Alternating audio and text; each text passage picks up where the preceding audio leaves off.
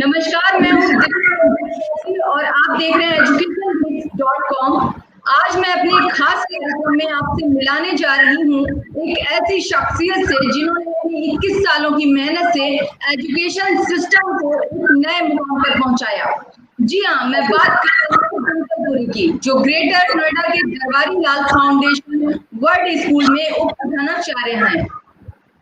तो आइए बात करते हैं डिंपल से और जानने की कोशिश करते हैं कि आज के समय में एजुकेशन सिस्टम को सबसे ज्यादा किस चीज की जरूरत है। डिंपल जी, आपका हमारे इस खास कार्यक्रम में बहुत बहुत स्वागत है। धन्यवाद दिव्या जी, मुझे अपने प्लेटफॉर्म पर बुलाने के लिए।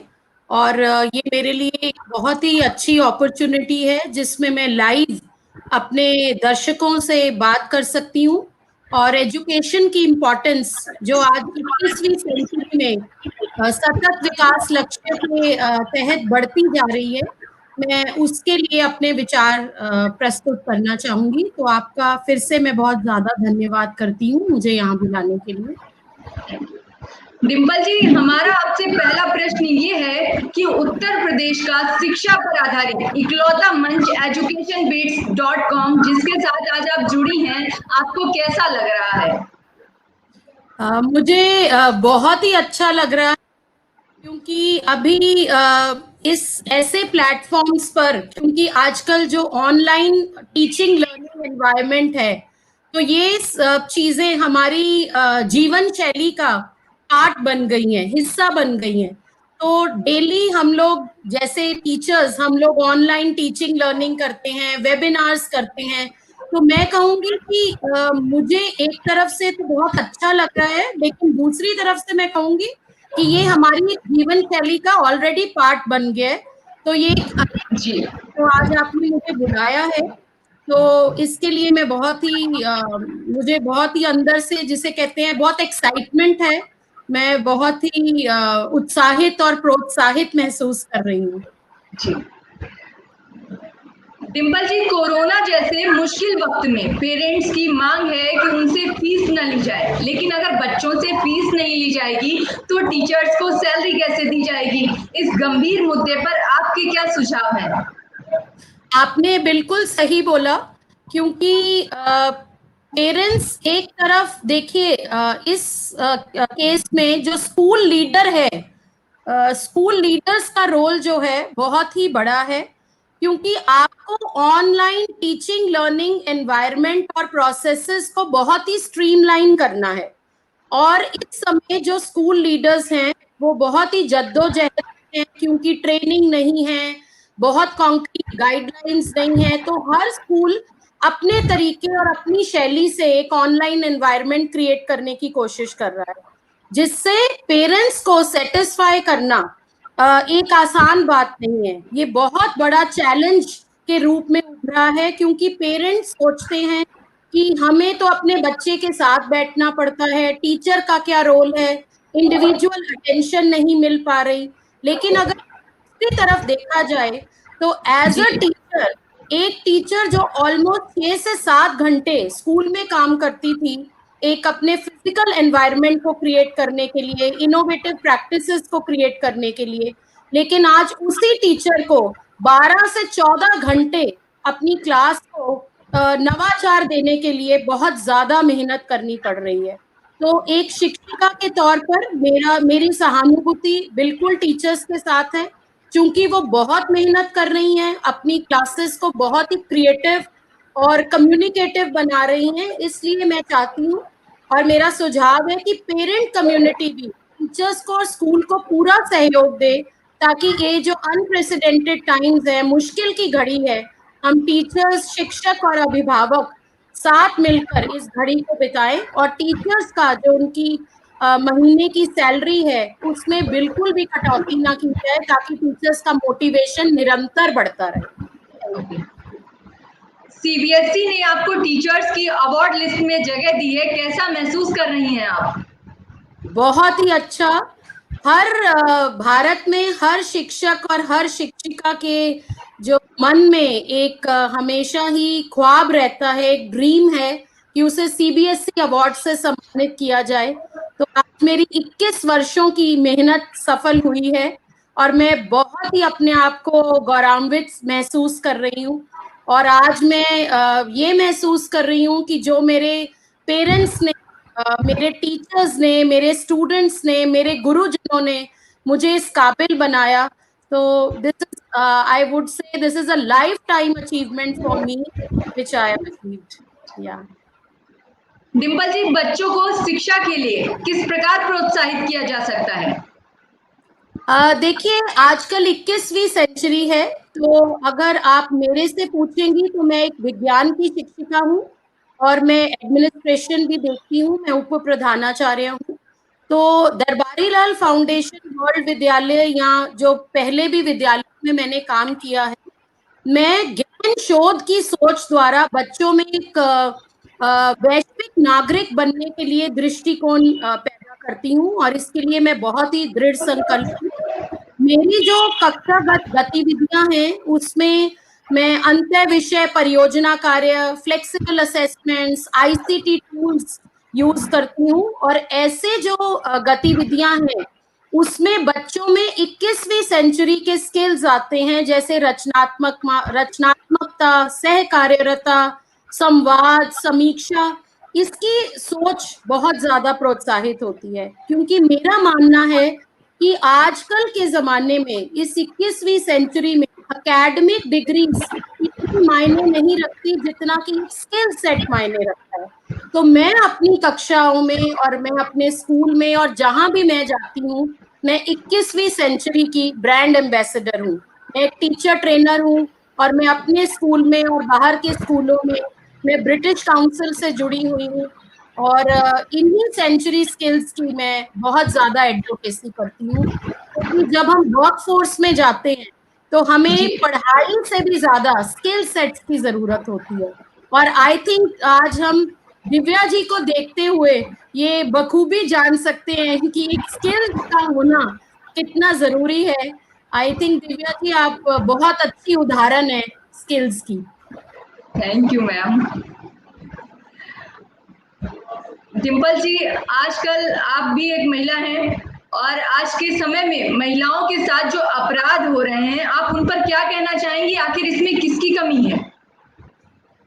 देखिए, ये एक समाज के दृष्टिकोण की कमी है। अगर हम कहें कि महिला जो है रात के समय ना जाए या वो बहुत एक इंडिपेंडेंट सिक्योर्ड एनवायरनमेंट में रहे, तो हमें अपनी सोच बदलनी होगी। तभी कहा जाता है कि जब हम आजकल स्कूलों में, विद्यालयों में शिक्षा की बात कर रहे हैं, तो हमें जेंडर इक्वालिटी पर बहुत ज्यादा ध्यान देना पड़ेगा। और जेंडर इक्वालिटी सतत विकास लक्ष्य गोल नंबर 5 है, जो कि विद्यालयों में बहुत ज्यादा उसकी पढ़ाई पर जोर दिया जा रहा है, ताकि लड़का और लड़की एक समान हो। ये बहुत जरूरी है। और इस जेंडर इक्वालिटी के तहत मैं कहना चाहूंगी कि जितनी जरूरत लड़कियों को है, उतनी ही जरूरत लड़कों को ये बात समझने की है कि लड़की जो है वो कोई अबला नारी नहीं है। लड़की आज कंधे से कंधा मिलाकर अपने परिवार का पालन पोषण कर रही है। आज लड़की हर जगह अपने आप को साबित करने पर तुली हुई है। तो महिलाओं के प्रति जो अपराध हो रहा है उसमें समाज की सोच बदलनी पड़ेगी। हम किसी एक व्यक्ति को जो है एक व्यक्तिगत तौर पर जिम्मेदार नहीं ठहरा सकते। तो इस समाज की सोच बदलने के लिए मेरा पर्सनल सुझाव है कि हमें स्कूल में वैल्यू सिस्टम, वैल्यू एजुकेशन की जो हम क्लासेस लेते हैं उस पे बहुत ज्यादा फोकस करना पड़ेगा। हमें पेरेंट कम्युनिटी को बहुत अवेयर करना पड़ेगा, ताकि घर पर अगर एक बच्चा माँ के प्रति अपराध देखेगा या बहन के प्रति अपराध देखेगा, तो जो बच्चा क्राइम देखेगा वही बच्चा आगे जाकर करेगा। तो स्कूलों की सोच और परिवारों की सोच अगर मिलकर बदली जाए, तो महिलाओं के खिलाफ जो अपराध हैं वो काफी हद तक कम हो सकते हैं। जी, बिल्कुल। डिम्पल जी, अधिकतर लोगों का ऐसा मानना है कि बच्चे इंग्लिश मीडियम में पढ़ते हैं, उनमें भारतीय संस्कारों की कमी होती है। इस पर आप क्या कहना चाहेंगी?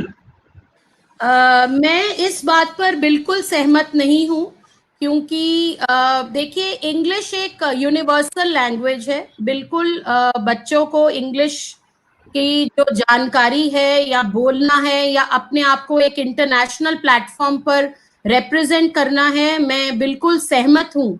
लेकिन अगर हम बहुत बड़े मुल्कों की एग्जाम्पल लें, उदाहरण लें, जापान है, चाइना है, वो तो अपनी, फ्रांस है, जर्मन है, वो अपने ही भाषा, मातृभाषा में बोलते हैं। तो उससे क्या उनके देश की तरक्की नहीं हुई? तो इसीलिए जो अभी न्यू नेशनल एजुकेशन पॉलिसी आई है और उन्होंने कहा कि 5वीं तक जो है आप अपनी रीजनल लैंग्वेज में ही पढ़ाई कर सकते हैं, तो मेरे हिसाब से ये एक बहुत ही वेलकमिंग स्टेप है कि जिस कंफर्टेबल हो, एक लर्निंग एनवायरनमेंट हमने बच्चे का क्रिएट करना है, हमने बच्चे को एक लर्निंग आउटकम देना है, and language should never be the barrier. Language कभी भी एक बैरियर नहीं होना चाहिए। इसलिए इंग्लिश का जो है एक कंपल्सरी मोड होना छोटी फॉर्मेटिव इयर्स में मेरे हिसाब से कोई जरूरी नहीं है। हाँ, हमने अपने बच्चों को तैयार कराना है वो आगे बढ़ सके, तो ये है कि समय समय के अनुसार वो बच्चा जैसे जैसे स्किल्स लेता जाएगा, इंग्लिश उसका एक पार्ट बनता चला जाएगा। तो मेरा ये डिम्पल जी, कोरोना काल चल रहा है, तो इस कोरोना काल में आप सभी को शिक्षा से संबंधित क्या सुझाव देंगी कि वो अपने बच्चों को घर पर ही कैसे पढ़ाएं? तो मेरा ये मानना है कि कोरोना काल में पढ़ाई तो ऑनलाइन चल रही है। जो टीचर्स हैं वो अपना सिलेबस पूरा कर रही हैं, बहुत क्रिएटिव वे से ऑनलाइन टूल्स हैं, जैसे क्विज करवाती हैं, काहूट है, पैडलेट है, बहुत सारे ऐसे टूल्स हैं जो टीचर्स यूज करती हैं। लेकिन कहीं ना कहीं बच्चे को करिकुलर एक्टिविटीज को मिस कर रहे हैं। हालांकि बहुत schools inter school competition, inter house competition online करवाने की कोशिश कर रहे हैं, लेकिन मेरे हिसाब से जो को करिकुलर एक्टिविटीज है, मैं मानती हूँ कि उनको हमें एक नई दिशा देनी होगी। अगर बच्चा माँ के साथ रसोई में खाना बनाने में या बर्तन साफ करने में या पौधों को पानी देने में मदद कर रहा है, तो एक लाइफ स्किल दे रहे हैं। और मेरे हिसाब से को करिकुलर एक्टिविटीज की ये एक नई परिभाषा जो मैंने महसूस की है अपने बच्चों के साथ। मैंने उनको रोटी बनाना सिखाया है, मैंने उनको कि अगर मैं नौकरी पर जाती हूँ, मैं अपने स्कूल जाती हूँ आजकल, तो मेरे बच्चे पीछे से एटलीस्ट भूखे नहीं रहेंगे। सो आई थिंक यही एक परिभाषा है कि हम अपने बच्चे को कोरोना में सर्वाइवल स्किल्स दें।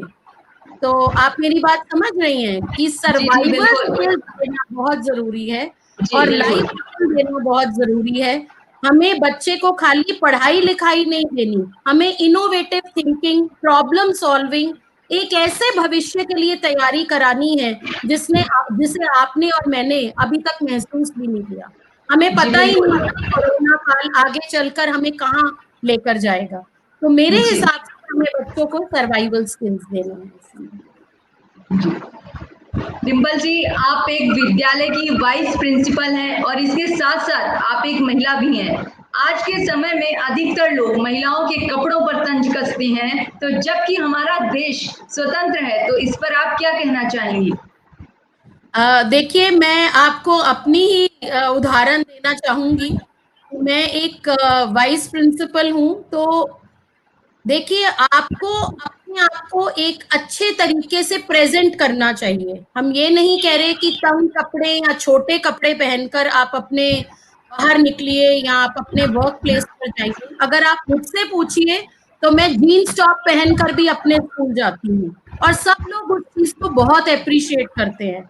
और जिस दिन 10 दिन लगातार मैं साड़ी पहनकर जाऊं, तो बच्चे और मेरे जो कलीग्स हैं, तो वो मुझे टोकने लग जाते हैं कि मैम आप क्यों नहीं अपना ड्रेसिंग चेंज करती, हम आपको एक वर्सेटाइल मूड में देखना चाहते हैं। तो मेरी तरफ से जो सोच है वो यहाँ से मॉडर्न होनी चाहिए और जो है ट्रेडिशन भी यहाँ से होना चाहिए। तो हमें एक ट्रेडिशनल और मॉडर्निटी में एक बैलेंस क्रिएट करना है मैडम। कपड़ों से मुझे नहीं लगता कि हमें कोई फर्क है, लेकिन आजकल लोग समझदार हैं, वो एक बैलेंस क्रिएट करते हैं। तो महिला होने के नाते मैं बहुत ओपन हूँ कि हमें ज्यादा रोक टोक जितनी हम करेंगे उतना जो है समाज ज्यादा बिखरता चला जाएगा। तो हम अपनी सीमा में रहकर जितनी अच्छी चीजें कर पाए, मॉडर्न बन पाए, तो वो बहुत जरूरी है। Thank you ji. Dimple ji, education beats के माध्यम से आपको सभी लोग देख रहे हैं, आप हमारे दर्शकों को क्या कहना चाहेंगी? मैं दर्शकों को यही संदेश देना चाहूंगी कि हम सब लोग पूरा अब हम सिर्फ अपने देश भारत तक सीमित नहीं हैं, हम एक वैश्विक नागरिक हैं। हमारी जिंदगी जो जीवन है और हमारा लक्ष्य है वो वैश्वीकरण का है। तो हमें अपने आप को पंजाब, हरियाणा, यूपी में नहीं बांटना चाहिए। अब हमारे क्योंकि हम एक कोरोना काल में, तो हमें वैश्वीकरण और वैश्विक नागरिक की जिम्मेदारी निभाते हुए सतत विकास लक्ष्य गोल नंबर 4 जो क्वालिटी एजुकेशन है उस पर बहुत ज्यादा फोकस करना चाहिए। क्योंकि यही क्वालिटी एजुकेशन अगर हम अभिभावक और टीचर मिलकर इस पर फोकस करेंगे तो हमारे बच्चों का जो आने वाला भविष्य है वो बहुत ही सुखमय और बहुत ही रंगीन होगा। और हम बहुत कामना कर पाएंगे कि हम अपने देश को प्रगति के पथ पर आगे अग्रसर कर पाए। तो मैं सतत विकास लक्ष्य की बहुत बड़ी एडवोकेट हूँ और मेरे शिक्षण प्रक्रिया में सारे 17 विकास जो सतत विकास लक्ष्य हैं वो बखूबी संगठित रहते हैं। कहना चाहूंगी। डिम्पल जी, आज हमारे इस खास कार्यक्रम में हमारे साथ आप जुड़ी हैं, इसके लिए आपका बहुत बहुत धन्यवाद। धन्यवाद। और मैं बहुत ही आपकी आभारी हूँ दिव्या जी, जो आपने मुझे चुना और यहाँ के सामने अपने विचार प्रस्तुत करने का मौका दिया। मैं आपके चैनल के लिए बहुत बहुत शुभकामनाएं देती हूँ और आपके लिए और सब दर्शकों के लिए, और कामना करती हूँ कि जल्दी से ही कोरोना काल हमारे जीवन से मुक्त हो जाए और हम फिर से हंसी खुशी का जीवन व्यतीत करें। स्वागत करता है एजुकेशन बीट्स आपका। बहुत बहुत धन्यवाद। धन्यवाद।